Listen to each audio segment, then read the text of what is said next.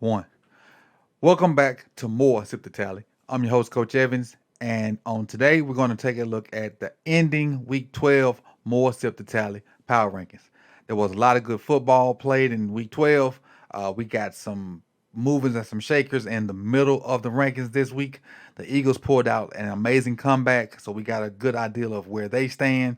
But let's get into our biggest losers and our biggest winners of the week on the countdown so far.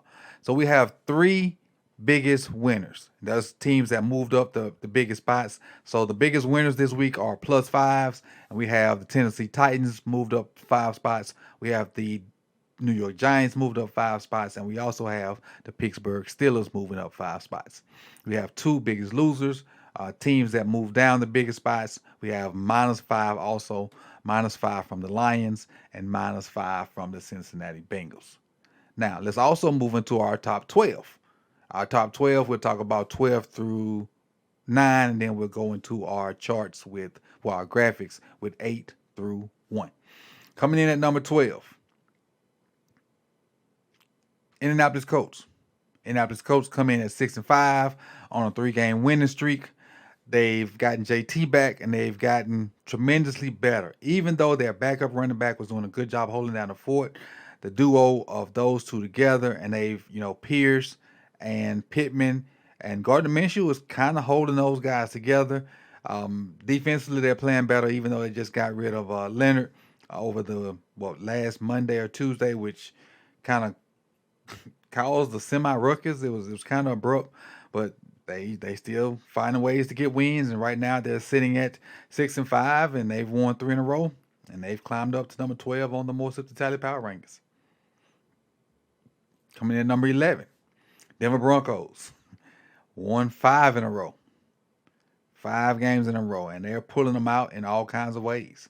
The defense has been playing, I want to say, I ain't gonna say lights out, but they've been playing good football. They got rid of some vets. They've decided to go young and let the young guys play, and they're finding their way. Ever since they got beat, that bad in Miami with 70 points, those young guys have started to figure out. They've gotten better and better each week. Russ is doing a good job of keeping the football. He's not putting up a whole bunch of numbers, but his turnovers are extremely low. He's doing just enough in crucial moments.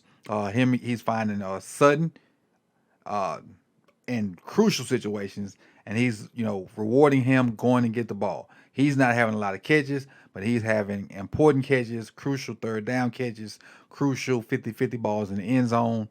So Cortland Sutton is doing a good job for us, and they just finding ways to stay close and stay close, and they pulling them out to the tune of 5 in a row. Number 10, Cleveland Browns. Cleveland Browns took a loss this week to they took even bigger loss because they lost their backup quarterback to concussion. I don't know what they're gonna do with PJ Walker. They may end up having to start Joe Flacco, and they just signed Joe Flacco a little over a week ago. So they took a slide this week. They're sitting at 7-4 now. Their quarterback situation is getting worse and worse by the day. So their defense still is lights out, but they're headed toward the boat of the Jets when you look at their quarterback situation. So, hopefully they can pull something out, but you don't know. But their quarterback situation is in dire need right now, and it's not looking good for the Browns right now at the QB situation. You have to have a QB to be successful in this league. Coming in at number 9, you you just can't get rid of these guys. One of the biggest movers of the week, the Pittsburgh Steelers.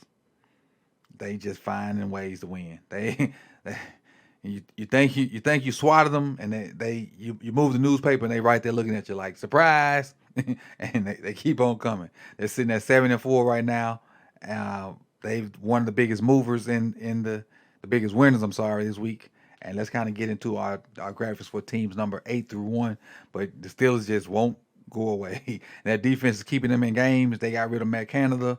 They play a little better offensively. They still didn't look great, but TJ Watt and those guys on the defensive side find ways to keep them in the games, and they make plays when they have to. Well, not when they have to, at crucial times on offense.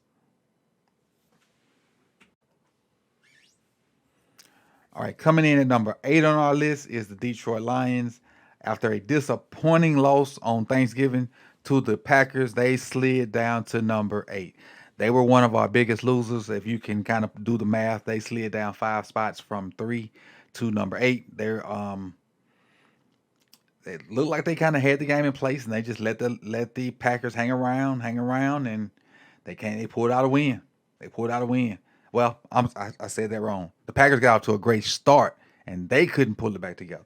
Packers jumped out to a 20-6 first quarter start, and they just maintained and held on. And the Lions tried to pull it off at the end, and weren't quite able to do it. So the Lions claim to be one of the better ones in the AFC, and their records, NFC, their record says that at 8-3, but they have been looking shaky and vulnerable lately. They barely pulled out one versus the Bears a couple weeks ago that they probably should not have, and they end up losing to the Packers the very next week. So we'll see where the slide takes them. It's coming up this week. They got, some tough decisions to make here soon. Going to number 7, Jacksonville Jaguars. The Jaguars put out a important divisional game versus the Texans. They went back and forth with the Texans, and this is no shade to the Texans, because if the Texans had won that game, they would have had identical records at 7-4. So the Texans are a lot better than we give them credit for, and so this is no shade. I don't want to make it seem like this win versus the Texans, as close as it was, is a bad mark on the Jaguars, because it is not. The Texans are a lot better football team than what they were in week 1 of the NFL season. So the big victory for the Jaguars. They get a little cushion in that AFC South, if I'm not mistaken. And so they are in now at number 7. They got some big games coming up. I think got the Bengals Monday night. And the Bengals, even though they lost Joe Burrow, they're still a decent team.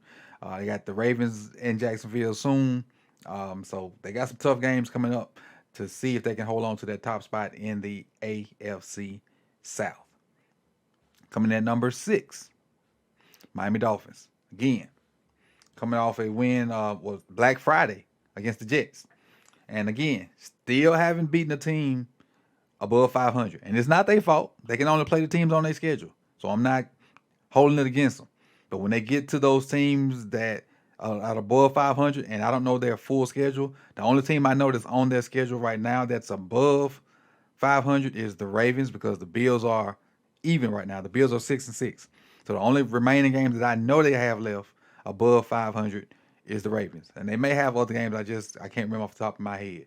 So we'll see if they're battle tested when they get to that Ravens game, and then the playoffs, therefore, because I know the Patriots are under 500. I know the Bills are under 500, and the Jets, who they beat on Black Friday, were under 500. Next up, Kansas City Chiefs. Now, the Chiefs don't traditionally look like you think they should look offensively, but their defense is off the chain right now. And they beat the Raiders 31-17. This game was a little closer than it kind of seemed. It got kind of like a blowout status late, but the Chiefs are, to me, a defensive team right now. Until they figure it out offensively, and even though they scored 31 points, the Chiefs' defense are no joke. They are not to be played with. Those linebackers, Chris Jones up front, their DBs have gotten a lot better. They had started rookies in the Super Bowl a couple years ago. Those guys have only gotten better with Snead coming back. So much respect to the Chiefs' defense, man. They're getting after it, and they're giving the offense opportunities to find ways to score points and keep them in winning games. And again, on the offensive side, how can you kind of beat the best bundle in sports, Mahomes and Otto? That's funny to me. I know it's kind of corny, but that's funny to me. Number 4, Dallas Cowboys. Cowboys defense is just as good as well. They too on Thanksgiving Day mollywopped the Washington Commanders. They sit at 8-3 also. Their defense is crazy. Deron Bland with the 5 pick sixes set a record, I think. Offensively, they are finding ways. And just looking back at what they did to Commanders, man, them jokers scored 25 points in the fourth quarter. In the fourth quarter, 25 points. They were making big plays after big plays after big plays. And it's crazy. So if they get the passing game going, they get the run game going, their defense is lights out. Michael Parsons is probably one of the better defensive players, probably top 5 defensive player in the game. I mean, they left side of their O line is when Tyron is in there, and then Tyler Smith. That's probably the best left side in football right now. Cowboys, and they bought that action right now. I can't wait to see them when they match back up with Philadelphia here in the next couple weeks. That's going to be a really good game. Really good game. One number 3, San Francisco 49ers. Now, would love to see them play the Cowboys again. That would be a great game because remember when they beat the Cowboys, they went on that 3-game slide. But they had injuries after that happened also. San Francisco's playing some really good football. They've taken back control of their division. They beat Seattle 31-13, and right after that 3-game slide, Seattle was in control not in control, but in first place in that division. Right now, San Francisco has a 2-game lead. They're at 8-3. Seattle's at 6-5. So I don't think Seattle has a chance of even catching back up unless San Francisco loses to the Ravens and whoever else they play. Then Seattle have a chance, but I don't see them losing 2 or 3 games the way they're playing right now. Purdy's back in a groove. The defense is playing lights out. They're really churning it back into playoff football right now, and I like what I'm seeing out of San Francisco. Number 2, Baltimore Ravens. Defensively, a spectacular Sunday night. Spectacular effort defensively Sunday night. 4 turnovers, only allowing 10 points. Touchdown really late. For the most part, they gave up 3 points on the opening drive. Didn't give up that touchdown until really late. So most of the crucial points throughout the game, they didn't fold. They never folded, folded, never wavered. Offensively, they put it alone, find a way, made big plays, timely. Got a touchdown late to kind of put the game away. The way their defense is playing, man, it's gonna be tough on a lot of people to score on them. A lot of people to score on them. If the offense can find explosives to open up simple stuff, they're gonna be all right. They're gonna be all right. And then obviously the number 1 team, man, what they did in the second half, the other in the rain against the Bills, crazy, absolutely crazy. Was this 30 points in the second half? Second half in overtime to come back and beat the Bills? It's crazy.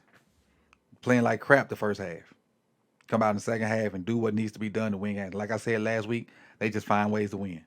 There's no debate about who's the best team in the NFL right now, and it's the Philadelphia Eagles.